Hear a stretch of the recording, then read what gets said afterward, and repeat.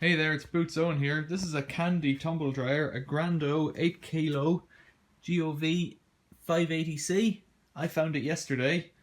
I've plugged it in. It's plugged in at the moment over here, and nothing's happening.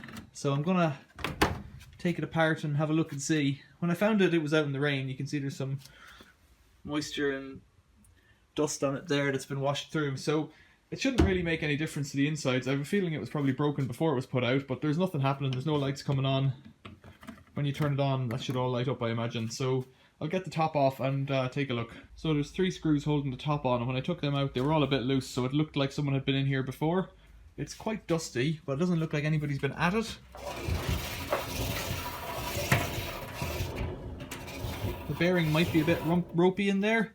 That doesn't explain no power, so we've plugged it out at the moment. Oh dear, it's quite dusty in here. Geez, look at all that dust.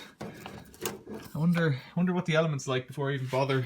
I might take off that back cover there and have a look inside. Right, so a load of screws around the edge, and then you take the back off, and there's the back. And there's the heater element, and there's fluff all around it. There's a bit of charring on that. So that's let's have a look. Not healthy. See how dark and brown that is? There's a whole load of dust on this. There's your temperature sensors in there. Like, they might have clicked off, or I think that's a resettable one. I'll have a look at it.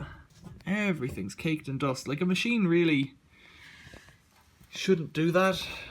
I wonder what's like inside in the element. A couple of screws on top there, we'll get them out.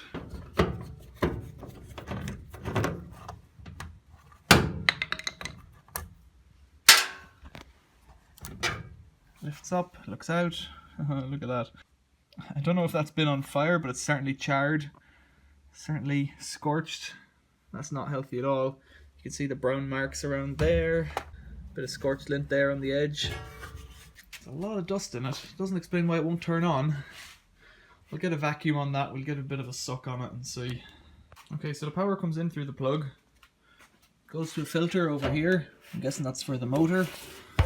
No burn marks or anything like that on anything. It all seems to be connected up okay. Then it goes over to the board. I've taken the front fascia off just to have a look at this board. Board looks okay. No scorch marks or anything visible.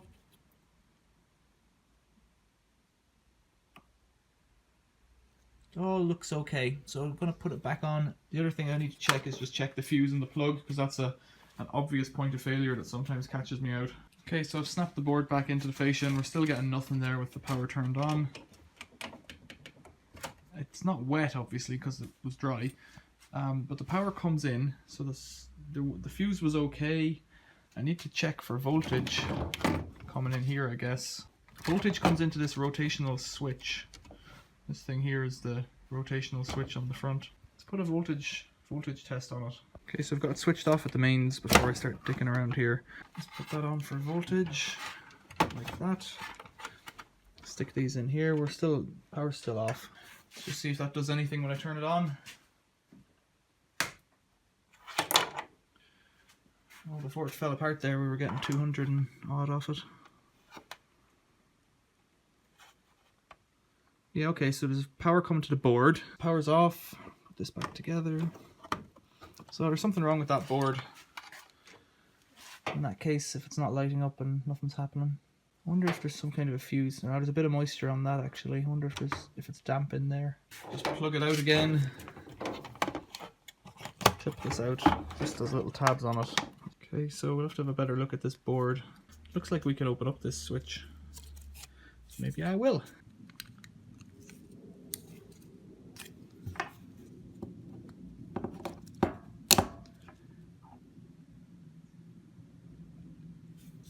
So the power comes in through there, into that side here, to these switches. So I'm suspecting that there's an off position, like that, where this one's down. The rest are on. Oh, they're both down there. Yeah, that's right, okay. So it does have an off position. Gone. There.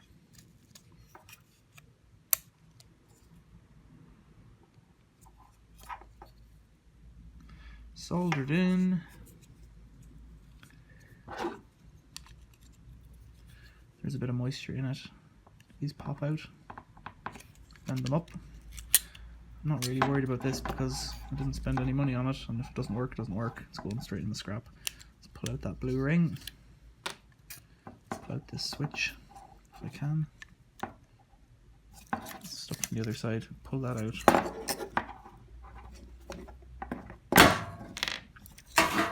And this will pull out.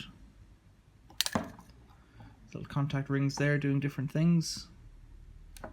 And a little ball bearing that I've just lost. Well, it's there now.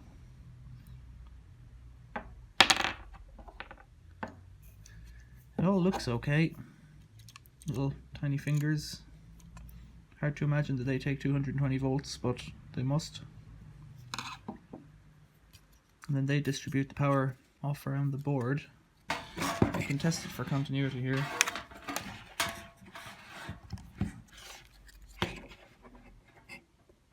Hold on one side and then see if it's coming through to the other side. So it should be off now. Yeah. If I turn it, there it's coming through. And it's not coming through on this one. Nope. It's off to the other side. It should be coming through on this one. Yeah. Yeah, so the switch seems to be working okay.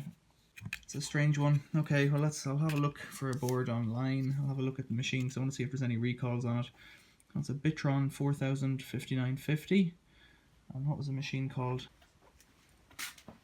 The machine was a Candy Brando GOV 580. So in the style of that Miele one I did last week, if you know what could be wrong here, we've got power coming to the board, but nothing going. Well, actually, I didn't check with power how far it's going on after that. We know it's going through this switch, but we don't know if it's going any further there. If you can see the time in the video and tell me if you think something's wrong at a particular time that I can go back and look at it, that would be really helpful. But yeah, we were getting nothing out of the board. It wasn't lighting up at all. Buttons all click okay. Switch does seem to work. Any ideas? Feedback welcome. Thanks for your help. Thanks for watching. There's my thumbs up. See you later.